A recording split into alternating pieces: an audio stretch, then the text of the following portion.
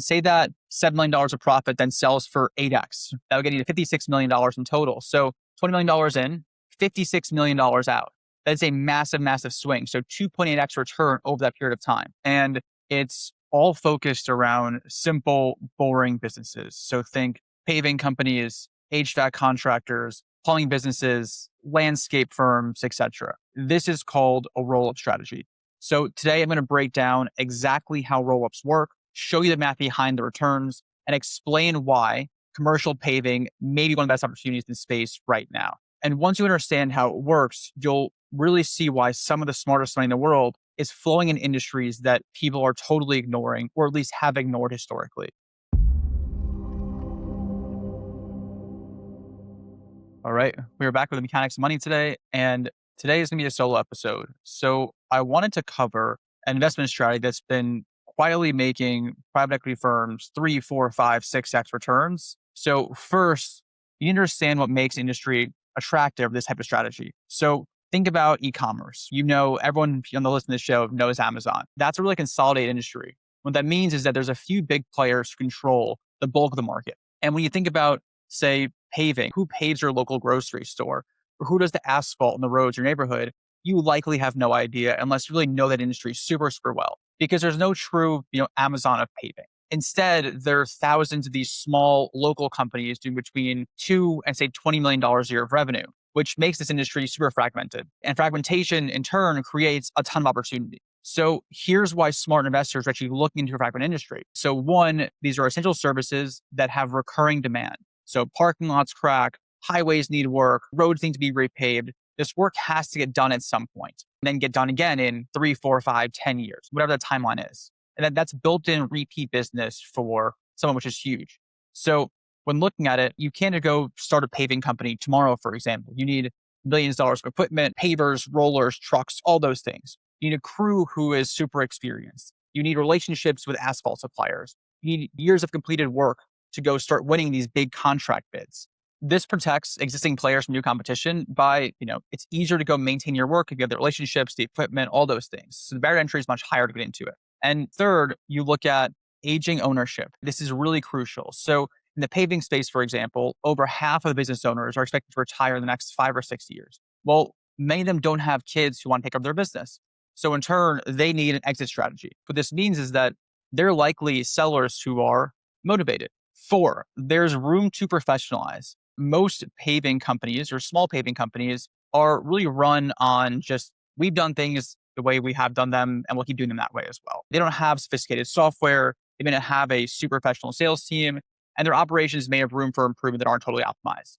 So what that means is that someone who understands business operations can go in there and create upside, just run the business better than they have today. And when you find an industry that has all 4 of these characteristics, that's where roll-ups can truly create meaningful, exceptional returns for potential investors or buyers. So next, I want to cover what actually is a roll-up. So in the simplest terms, you're buying multiple smaller companies in the same industry, combine them into one larger, more valuable company. Think of this like real estate. One single family home may be worth $300,000, but if you buy 50 of them with professional management, all those things in place, that portfolio is likely worth more than 50 times $300,000, because the institutional buyer, a big private equity firm, may want to go acquire that portfolio instead versus these one-off mom and pop buyers. So the same principle applies directly to businesses too. So there's really a 4-step playbook around this that I want to go walk through. Step 1 is you're buying companies at a low multiple.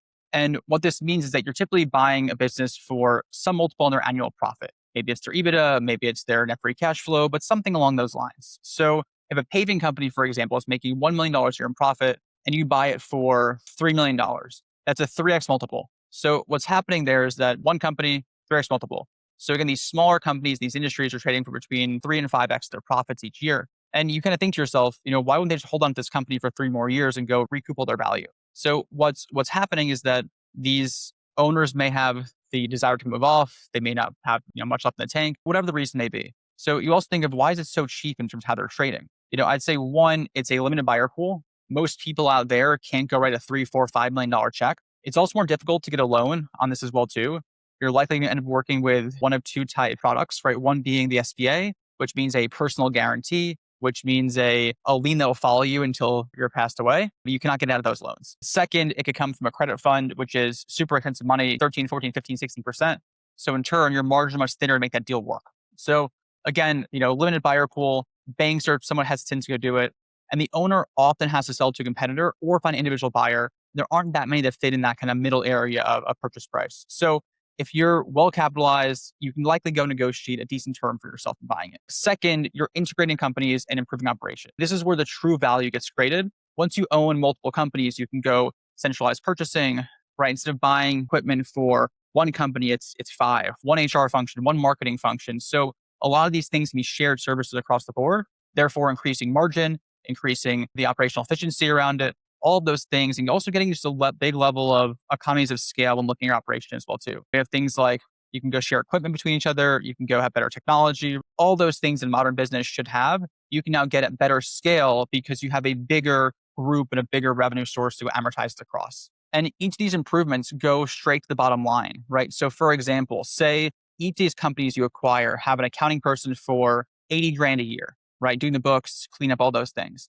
And now you have 5 companies that are put together. You likely don't need 5 accounting people. Maybe you need one head of accounting that's 120K versus 80K. So you're shaving off $280,000 of expense right there, day one, which is likely worth $1 million plus to your bottom line in terms of enterprise value, which is huge. So things like that go a really long way when looking at sharing services across the board. Step 3, you can go grow.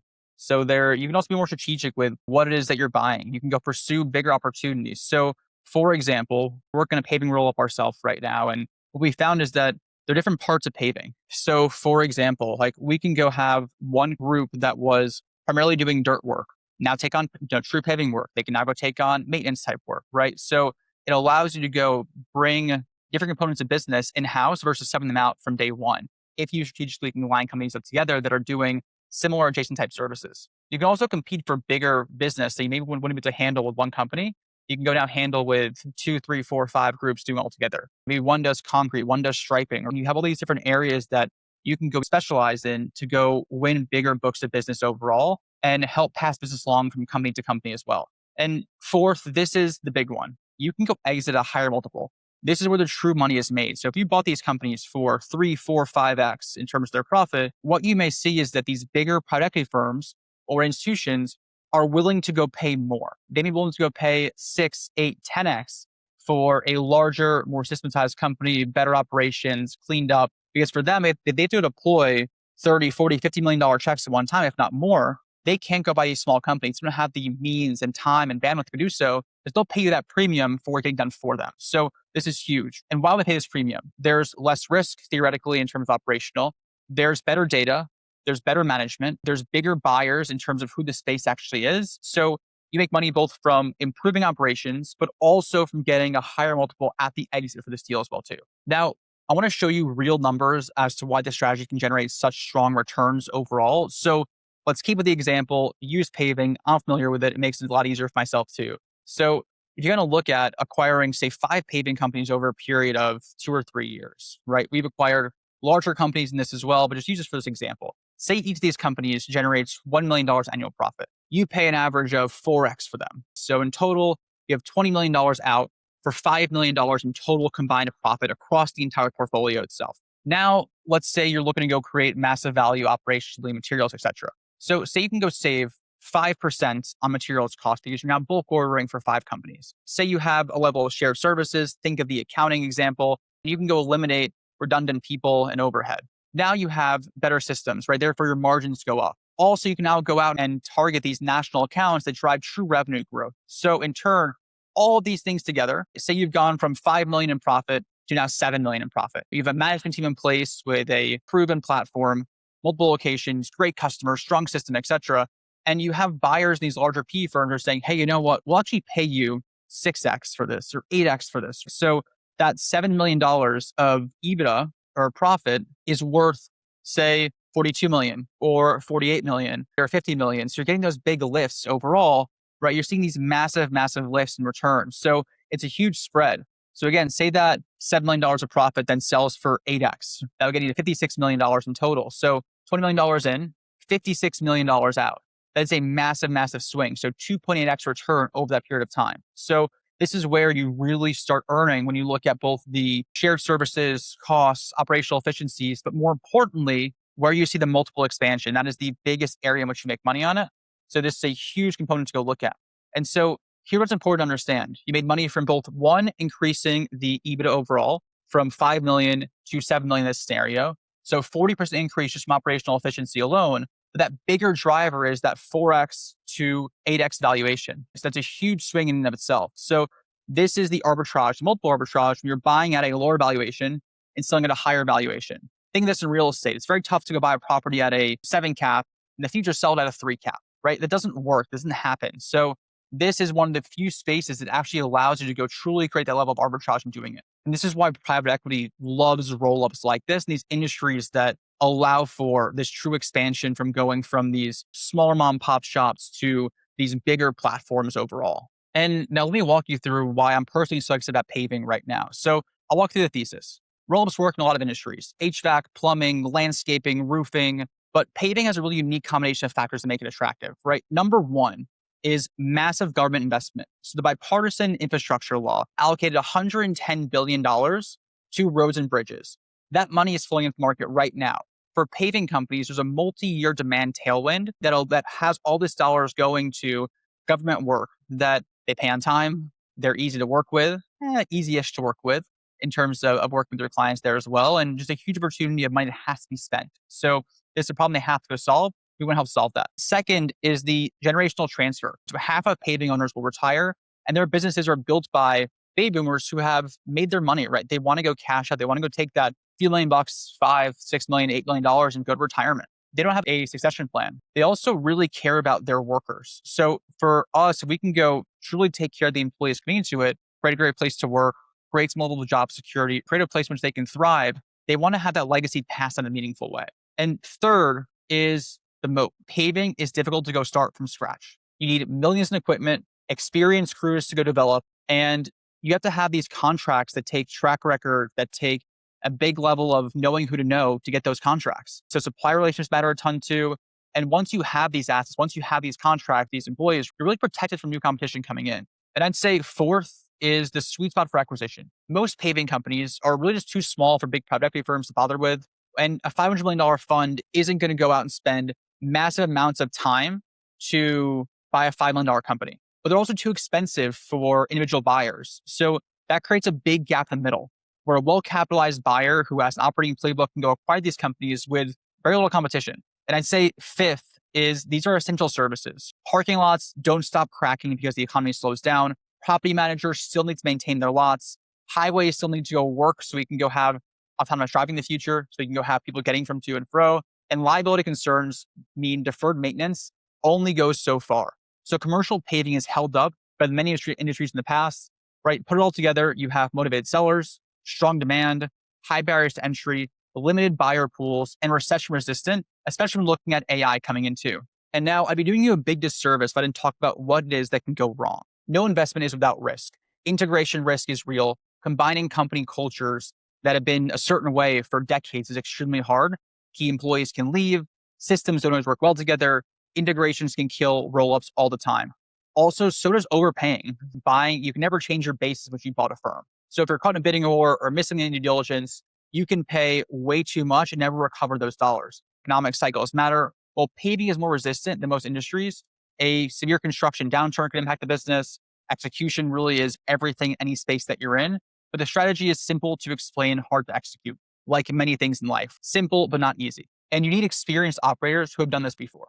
If you're evaluating roll-up investment, here's what matters. Management team with roll-up experience, had they done before? Simplest thing to go see. Disciplined acquisition criteria. Are they buying companies at fair prices? You can never change your base in which you bought a company. Although you can structure acquisitions in ways to protect yourself, whether it be a seller earnout, whether it be a seller carry. So a seller earnout, in simple terms, is that they have to hit certain benchmarks to receive the full value of the purchase price. So for example, if you buy a company for say $5 million today, they can earn an additional $1 million to get to 6 if they hit a certain EBITDA threshold, revenue threshold, performance metric, whatever it may be. This allows for big protection for you as the buyer, make sure they deliver on certain things in that smooth transition process. You have to have a clear integration playbook, right? Are there systems in place for combining companies? Or not you go buy it, you go figure it out later. Like, what is the clear playbook and what you can go do in your first 30, 60, 90 days to make this truly one company to go put under one roof? This one is a no-brainer, right? Align incentives. Is management actually investing alongside you, or are they just operating the project? So you want to have partners who have their cash into the deal too, so they're sweating it along with both their time and their money. And while there are never guarantees of success, these key things can dramatically improve your odds of having a quality investment. Now, let me wrap up with a few key points. Roll-ups work by buying small companies at low multiples, improving operations, and selling the combined portfolio for a higher multiple than you bought it at. Fragmented industries with essential services, aging owners, and high barriers and opportunities there are. Commercial paving right now checks every box. Infrastructure spending, retiring owners, and limited buyer pools in those areas in which we're playing in. The math may be compelling, but execution requires truly experienced operators who get this thing done. I personally heavily invest into this space. I'm always talking to investors who want exposure to things like this. So if you're considering looking at roll-up plays, I highly recommend you digging into all the points above to see. I actually invest into the space myself. We're deep in the paving space, and I'm always talking to investors who want exposure to things like this. If you want to learn more about investment opportunities in the paving space itself, feel free to reach out to us. Feel free to reach out to go talk all things roll-ups. We're always happy to be a resource for you. And if you found this valuable, hit subscribe. I break down term investments and strategies most would never hear about. And again, drop any questions in the comments. I read everything. Thanks for listening and watching.